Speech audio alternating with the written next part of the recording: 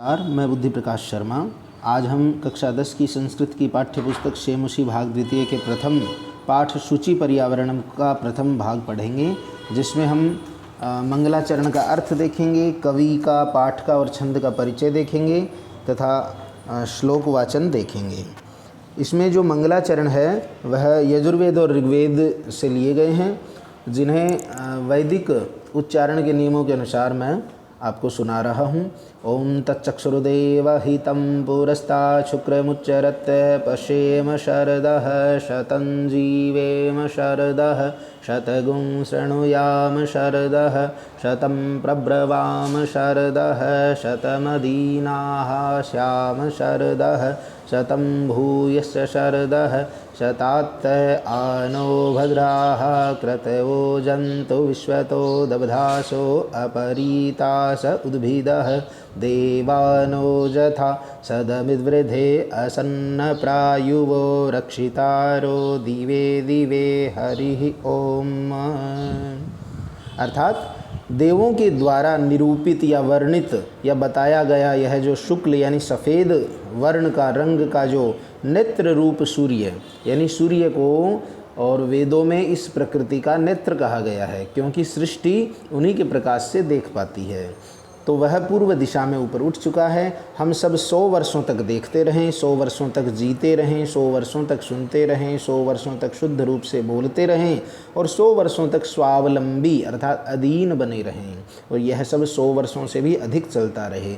यानी ये मनुष्य मात्र की जो कल्याण की कामना है उसका मंत्र है, उसकी प्रार्थना है। क्योंकि भारतीय जो परंपरा रही है वह है कि उदार चरितानाम तु वसुधैव कुटुंबकम, पूरी पृथ्वी को ही हमने परिवार के समान माना है।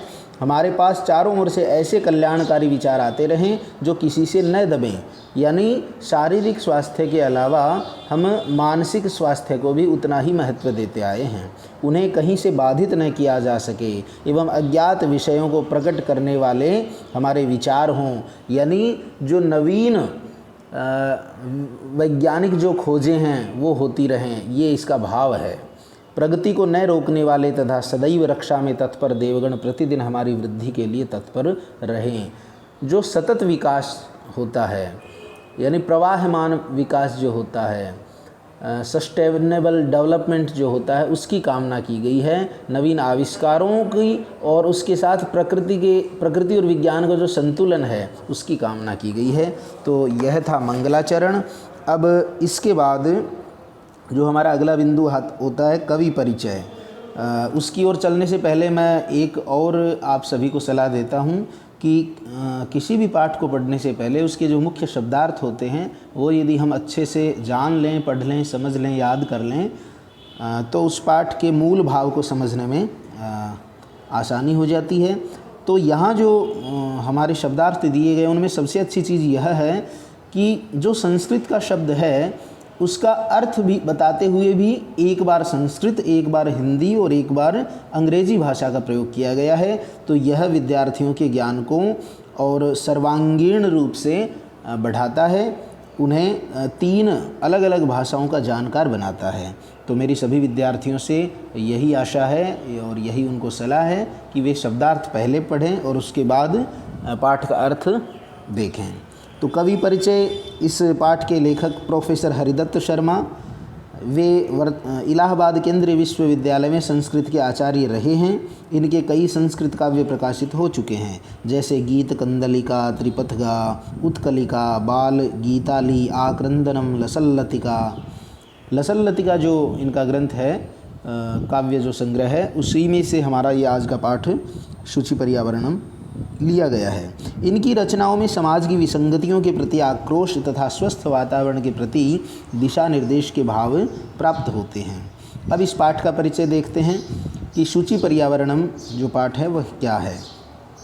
अयम पाठ यानी यह पाठ आधुनिक संस्कृत कवे है, आधुनिक संस्कृत के जो कवि हैं हरिदत्त शर्मण है, यानी हरिदत्त शर्मा की लसल्लतिका इति रचना संग्रहात, लसल्लतिका नामक रचना संग्रह से संकलितोस्ति लिया गया है, संकलित किया गया है।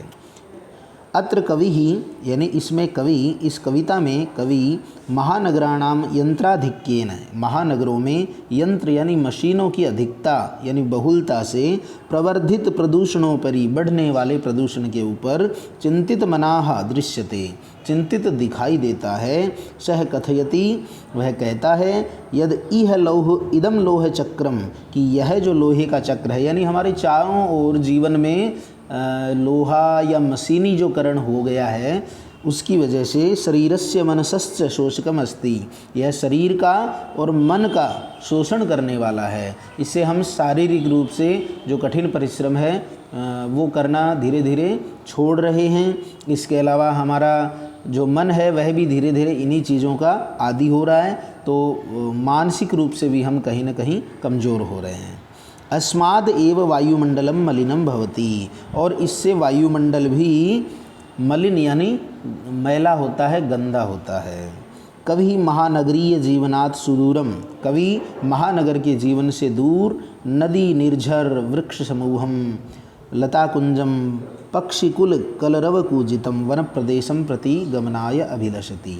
कवि चाहता है कि वह इस महानगरीय जो भागदौड़ का जो जीवन है उससे दूर नदी या झरने, जहाँ पेड़ों के समूह हों, लताएं हों, और जहाँ पक्षियों का समूह है वह चहचहा रहा हो, ऐसे किसी वन प्रदेश में, किसी हरित प्रदेश में जाने की इच्छा करता है कवि। तो आइए, ये इस पाठ का सार था। इस पाठ में गीतिका छंद है जिसमें 26 अक्षर हुआ करते हैं, और इसे यूँ तो विभिन्न रागों में भी गाया जा सकता है, लेकिन हम एक साधारण चलत की राग है उसमें इस पाठ के श्लोकों का वाचन करेंगे। दुर्वह मत्र जीवितं जातं प्रकृतिरेव शरणं शुचिपर्यावरणं महानगर मध्ये चलदनिशं कालायस चक्रं मनः शोषयत तनुः पेशयद भ्रमति सदा वक्रं दुर्दान्तैर्दशनैरमुना स्यान्नैव जनग्रसनं शुचिपर्यावरणं कज्जलमलिनं धूमं मुञ्चति शतशकटीयानं वाष्पयानमाला सन्धावति वितरन्ति ध्वानं यानानां पङ्क्तयो यनन्तः कठिनं संसरणं शुचिपर्यावरणं वायुमण्डलं भृशं दूषितं नहि निर्मलं जलं कुत्सितवस्तुमिश्रितं भक्ष्यं समलं धरातलं करणीयं बहिरन्तर्जगति तु बहुशुद्धिकरणं